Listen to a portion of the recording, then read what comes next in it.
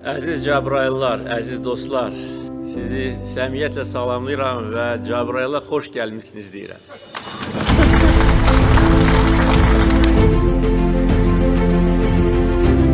Bizim böyük qayıdışımız Cəbrayıldan başlamışdır. 4 oktyabr Cəbrayıl rayonunun tarixində əbədi qalacaq bir zəfər günü.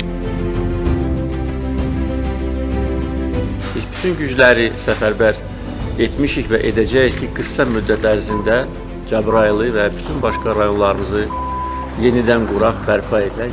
İndi biz yol çəkirik Cəbrayıla. Bizim haqqımız var.